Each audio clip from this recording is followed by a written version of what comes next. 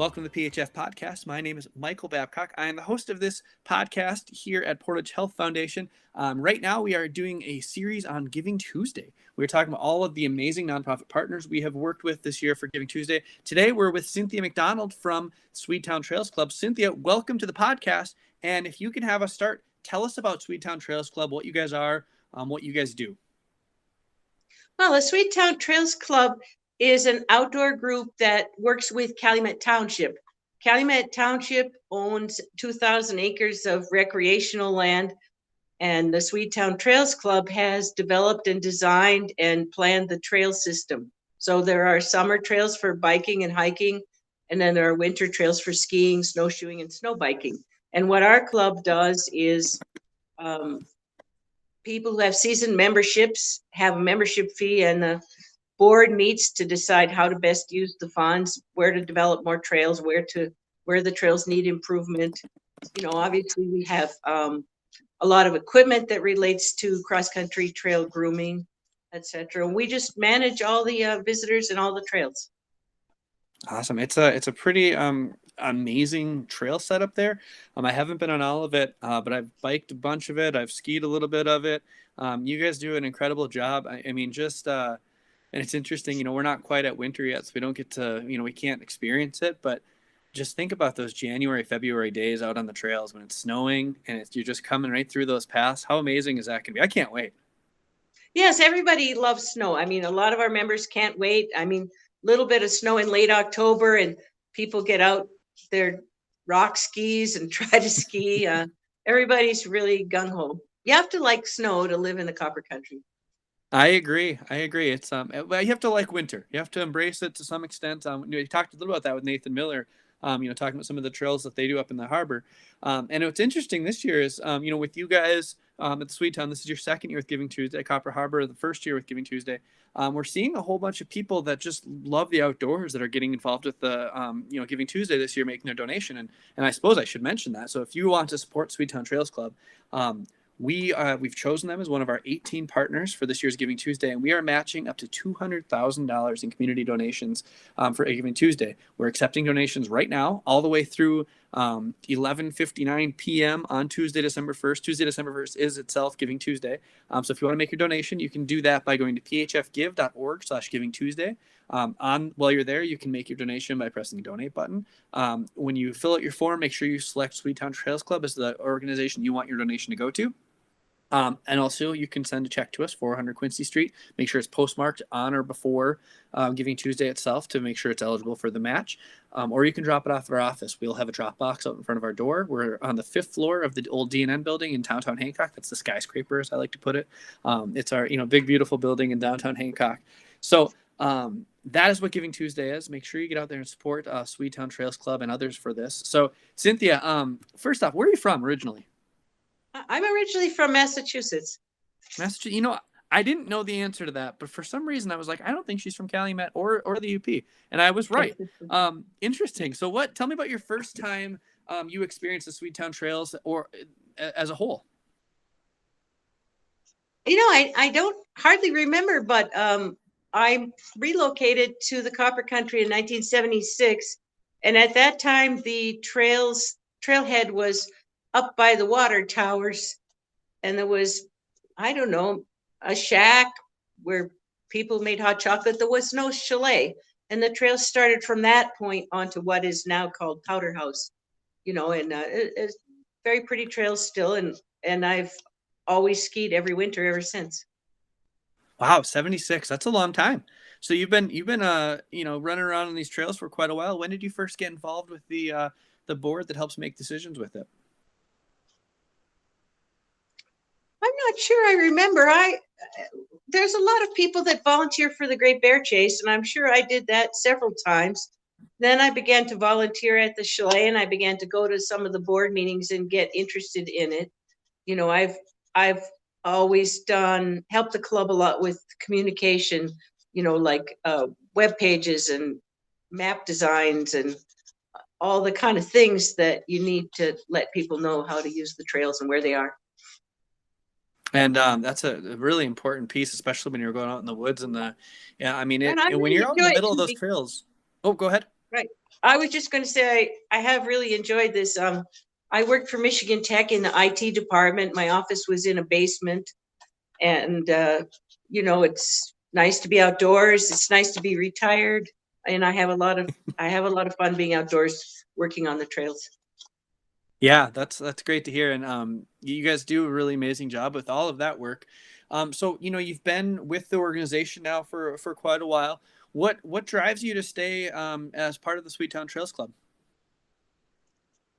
Well, we're always making improvements in projects, and you're just small things like maybe I hung up all the maps. Well, then when I ski, I can see by people's ski footprints that how many people went over and looked at each map because they needed to know where to turn, and it's just Mhm. very satisfying to see the people out there having a good time. Yeah, that's great to hear. So you might have some interesting organizational knowledge here that might be fun for people to hear about that might not know about it. So the Chalet, it's relatively new. It wasn't there when you first started skiing up there. What happened? Do you know how the Chalet got started, and when that was put in? The chalet is about 25 years old. And I'm sure that Paul Aito from Calumet Township was very involved. They built it with a DNR grant, and the chalet belongs to Calumet Township, the building itself. Okay. Yeah. Paul Aito, of course, a legend, done a lot of amazing things for our community during his time as the supervisor at Calumet Township. We were actually up there for the chalet, at the chalet last year during Giving Tuesday itself. It's a beautiful spot. If you've never been up there, especially if you've never been up there in the winter, I would highly suggest it. What are some of your favorite memories of the chalet and Swedetown Trails as a whole? Oh, I just love being up in the chalet on the second floor. It's got windows all the way around, and then we get out of town visitors who come or local people and they want advice what trail to try, where to go for lunch in Calumet. And it's just so fun to talk to people, and then I say, well, what's your home trail system, and they tell me about their trails, and many of them are volunteers where they're from, maybe in Munising or in Wisconsin places. It's a lot of fun. Yeah, it's interesting. The trail volunteers and people like that are the original influencers, helping people find their way around in our wonderful community to find the things that they want to do. Your one thing you mentioned earlier was the Great Bear Chase. That's how you and I first met each other years ago. I helped out with the race for a year on the committee. But tell me about the Great Bear Chase and what that race means to the Swedetown Trails Club. Well, this will be the 41st year, and of course this is an unusual year, and what we believe we can have an in-person race. Some kinds of events have become virtual events this summer, this fall, and maybe this winter, but because it's an outdoor event and we think we can maybe cap the number of entrants and find a way to start people in groups of 50, we think we can still have it. And we just want to have it because the Great Bear Chase is, we want the continuity to say that the Great Bear Chase always happens. Yeah, and it's a really important event for you guys too in terms of fundraising, correct? Yes, it is, right. It is very important, and last year our revenues were down a little, and it really helped that we had the Giving Tuesday donations in the fall, because we had enough funds to do a lot of projects that we wanted to do. Excellent. Tell me about some of the things you guys were able to do with those funds from Giving Tuesday last year. Well, one of the things we were able to do is have an extended grooming season. Coronavirus hit maybe March with school closures, indoor gyms, and a lot of different kinds of recreational opportunities were no longer considered safe or available. So we just saw, but it was still safe to ski, be outdoors, be in the fresh air, and we were able to, because we had the funds to do it, we were able to extend the grooming well into April.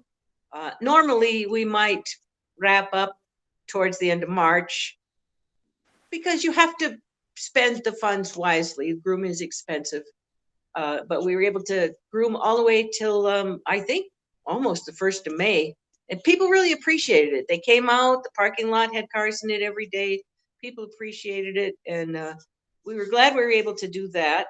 And we will be doing that again this year. As obviously, we're not going to have an early season because, we don't have enough snow to groom yet. But we will go as long as and as much as we can.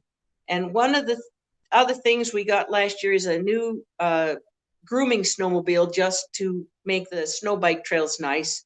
The snow bike trails are sort of a growing thing, and what you do is you pack them so that it's a firm surface for snow biking. So we were able to improve the grooming for that. Another thing that's pretty exciting is that the Calumet Township has been awarded a grant from the Michigan Land Trust to purchase a parcel of land to add to Swedetown. And this is not wrapped up yet. We had surveying costs that were step one of finishing all the steps that are needed to do the land deal. So we were able to start the land deal, and that was very helpful to us. Excellent. It's always exciting to see what these nonprofit organizations can do. And last year you guys received $17,000 from the Giving Tuesday effort, which was pretty impressive. And I'm hoping we'll even see that number grow a little bit this year. And judging by some of the early donations, I think there's a pretty good chance of it. And one of the things I love about organizations like yours when you receive these donations is they're coming from all over the country. We've had donations come in from 17 different states already. It's one of the things we're highlighting over on our Instagram page. If you want to go check that out, we can be found on Instagram. PHF Give is our username. And we've been posting stuff to our stories, giving you updates on how much money we've raised so far. And we'll be continuing to do that right through Giving Tuesday, which of course is next Tuesday. And that day itself is going to be a day you really want to follow our Instagram page. We're going to be doing updates throughout the entire day. Oh, go ahead, Cynthia. People who grew up in the copper country, that are young adults that are working elsewhere, they think back to their Ski Tiger days, the sledding hill at Swedetown, and they have a lot of memories, and they want to see that community recreation area still supported. And that whole community recreation thing is why we're happy to have Swedetown as part of our partner on this, because we think that's the kind of thing that our area needs to take advantage of. We have this wonderful snow. We have these wonderful trails available to us. And it's a great way to stay active. It's a great way to stay healthy. It's a great way to, not just for your body to stay healthy with exercising, but mentally. Getting out in the woods like that is a really good opportunity. And a lot of people, we might live in, right in Calumet or right in Houghton. And when you live in the city like that, you don't have the opportunity to go out in the woods. It's kind of harder. But if you go to one of these trails like Swedetown Trails Club has, you can really experience some things that are going to make you, find a whole new spot wellness-wise. And we're really happy to support the work you guys do because of that. Hopefully this year we'll get some additional money brought in from that perspective. That'd be wonderful.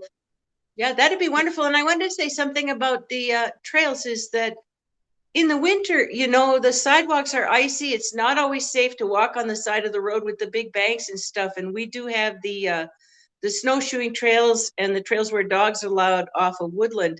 People really like to take advantage of that because they want to be recreating where they can be safe and have a good time. And the same is true for the biking. They appreciate being away from traffic. Right. And we haven't really talked about the biking at all, but tell me about Swedetown Trails when it comes to biking. I'm assuming that's kind of the same organization. You guys help with the biking as well? Right. Mm-hmm. Yep. It's one organization with, I suppose most people do some of both. At least if they aren't mountain biking, they might be doing some of the easy biking on the 2 tracks or do the hiking and maybe look for some apples or berries or something. But yes, we have about 20 miles of single track trails and maybe 8 miles of easy trails. And we've been able to improve those easy trails lately.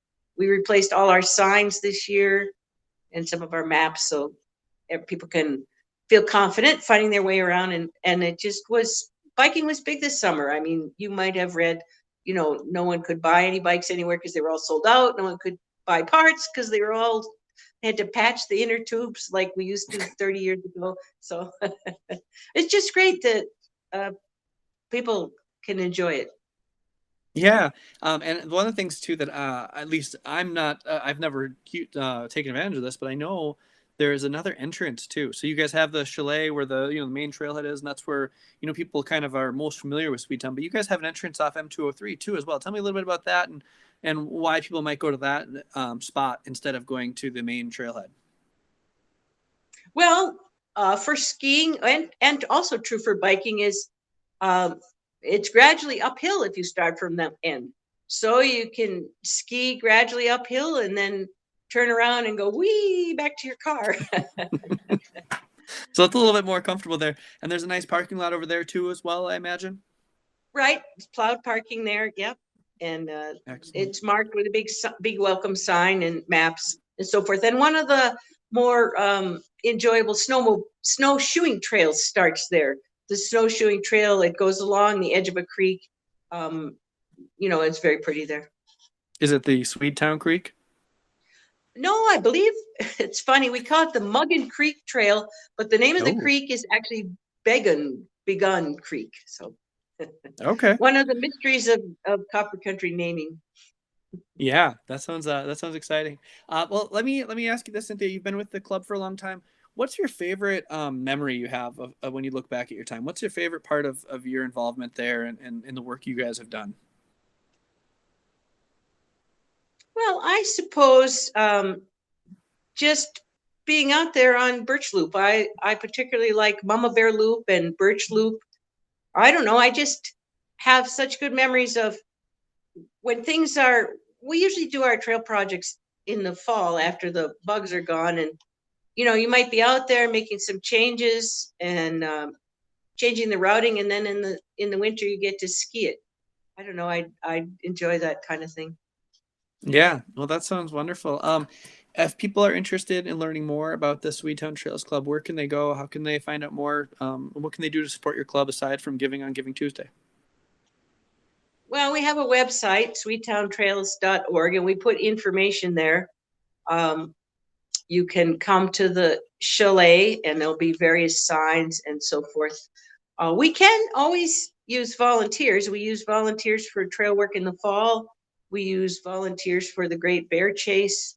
We'll have a Winter Trails Day in January where people can come and the trail fee is free for the day, and there'll be rental equipment, and we can use volunteers. People that know their way around the trails could be there to greet new people that maybe want to try out a new activity. So we could use people for that. Excellent. And it's a great trail system to get started on. There's both some trails that'll really push you and some ones that are good to really get your feet wet, if you will, into what cross-country skiing can be. Right. That was one of the things we did for last year is the slope that leads into the main trail when you start at the parking lot. We made that slope more gentle last fall. So in the winter, when people start out, you never want to have people start out skiing and then they go splat before they got 10 feet, right? Are you talking about me? Yeah, maybe so. Ease on down into the trail, get off to a better start. And the other thing we were able to do last year is we had side-by-side skiing. We set classic tracks so that people could ski side by side. And of course, this is nice when you're skiing with a companion. You don't have to shout ahead like, where should we go next? I don't know. What did you say? But you can ski side by side, and this is really nice if somebody's skiing with a child or somebody's helping a new skier, and it's just very companionable. We always wanted to do that. We were able to do that starting last winter, so that worked out well too. Awesome. Well, if you want to support the Swedetown Trails Club and all the incredible things they're doing, make sure you go to phfgive.org/givingtuesday, fill out the donation form, select Swedetown Trails Club as a place you'd like to donate, or mail us a check for her in Quincy Street in Hancock. Cynthia, I want to thank you so much for joining us for the podcast today and helping to spread the word and all the work you and the rest of the board does to keep the Swedetown Trails Club alive, active, and constantly improving. Well, we really appreciate the Portage Health Foundation doing this partnership with us for Giving Tuesday. It was very helpful last year, and we're looking forward to doing it this year too. All right. Well, thank you guys so much for listening, and we'll see you guys next time.